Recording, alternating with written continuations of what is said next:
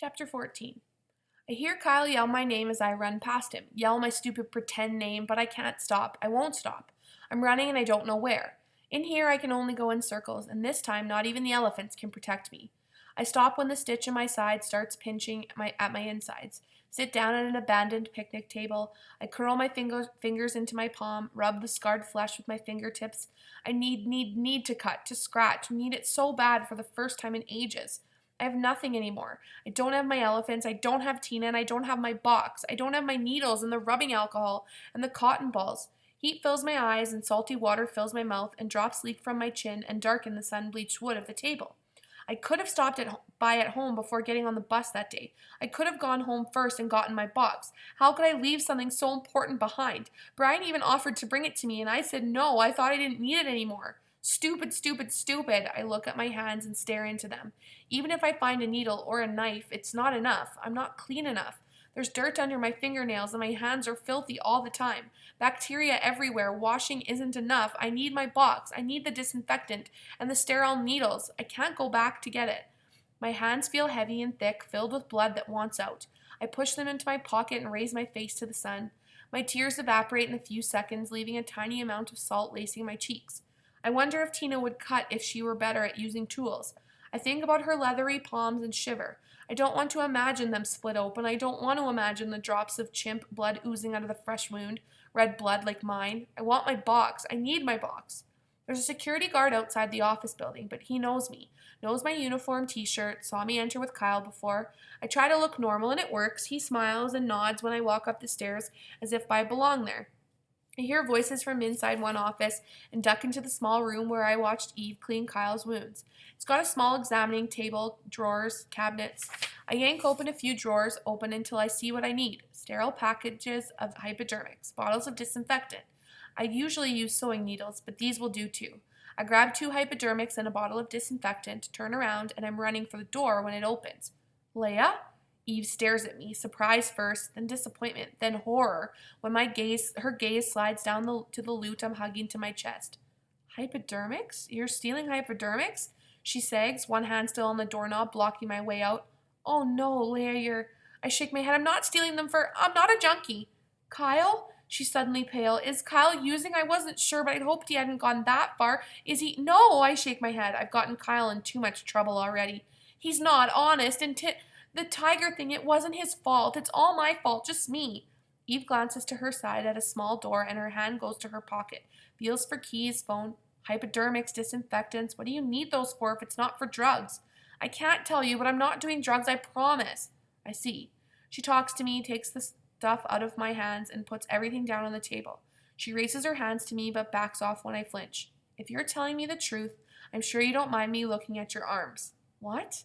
Her gaze is steady on me, but she radiates with fear for Kyle. If you're not planning on using those needles to shoot up, you won't mind letting me take a look at your arms for needle marks. I open my mouth to protest, but then I think of Kyle. I grit my teeth and hold my arms out, my hand curled. I hope she won't look at my palms.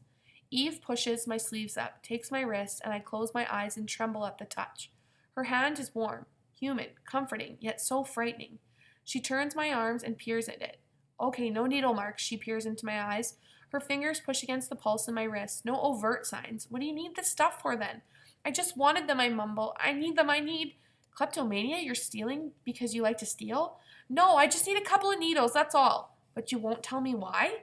Eve lets go of me and steps back. She rubs the bridge of her nose. Look, there's something going on here with you, and I'm trying to trust my son, but I can't ignore this any longer. I need to talk to your parents. My parents are dead. Your guardian or else the police, child welfare authorities. As a responsible adult, I have to think of your well-being, and you're obviously in trouble. Leia, and I want to help. The correct way to help is to bring in the authorities to help you. Don't, I whisper. Please don't. You've been living here at the zoo, haven't you? I stare at the tiles. Eve sighs. I feel guilty for keeping my eyes closed this long. It's obvious. You're always around. You haven't left the zoo in weeks, have you? I shrug and don't look up. Feel her gaze on me for a long time. What is it? She asked gently at last. What is wrong? I promise I will try to help. What's the trouble? Something at home? I can't go back. I can't. Please, my voice is cracking. Please don't make me. Are you unsafe at home? Is someone hurting you? I can't go home. Leia, if you can't go home, the authorities can find you some kind of foster home, people to look after you, maybe a boarding school or something. I'll talk to them if you like. We'll work something out. It'll be for the best, I promise. Just until the end of summer, I say, and I hear my voice quiver with desperation.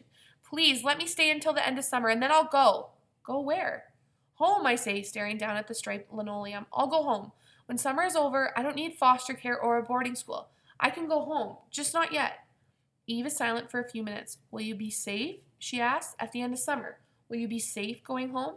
I nod. I can't go now. I need to stay a while longer. Before school starts, I'll go, I promise. I'll go home then. I have to do something, she says. I'm liable, legally and ethically. If something happens to you, as a responsible adult, I can't. I feel tears slide down my cheeks as I look at her. She has brown eyes, just like Kyle does. She breaks off after a long pause, sighs, turns her back on me, braces her hands on the counter, and stares out the window. I wait for a long moment before I realize she's giving me an opportunity, whether it's on purpose or not. I look at the needles and disinfectant on the table between us. I clench my hands and I feel the tainted blood throbbing in my overfilled palms, screaming to get out. I grab the stuff and run. Eve lets me go. Nobody chases after me, and I go to my favorite hiding place, crawl beneath the lowest branches to get to a tiny clearing deep within a cluster of trees. Calmness wraps around me like a warm blanket as I pour disinfectant into a paper cup from one of the staff vending machines. As I tear the wrapper off one needle and drop it in. Unlike my sewing needles at home, these needles are already sterile in their wrappings, but the ritual is comforting, safe, almost like standing beside Calliope with my arms wrapped around her leg. While the needle soaks, I open my palm and stare at the lines. My lifeline starting between my thumb and my forefinger extending toward my wrist. The other lines slashing across my palm. They're probably called something, but I don't know what. Then there are the new lines I made myself. White and silver scars, white spots where I scratched and poked with needles in my room back home. Nothing's open anymore, nothing's red and swollen, but that will change now. I fish the sterile needles out of the cup, close my eyes, and rake the sharp point over my palm, but I don't feel the usual shiver of anticipation when the needle scratches my skin. I push harder, but the soft sting of pain doesn't come. I drop the needle back into the cup and flex my hands and open them, and I look beyond the lines and the scars. My palms have changed. The skin is thick and leathery, almost like Tina's. I have calluses from the shovels and the ropes and the buckets and brooms from the work I've been doing here. I rub my hands together and listen to the sandpaper sound the rough skin makes. Again, I grab the needle, push the point against my palm, but it doesn't break the skin. I push harder and the needle slides into the thick skin, but I don't feel it. I don't feel anything, and no blood oozes from the tiny hole. The heaviness drains from my hands, and I am filled with wonder instead.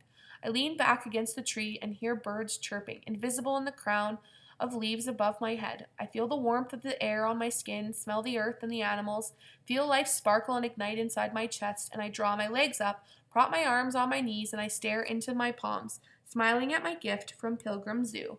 I have elephant hide.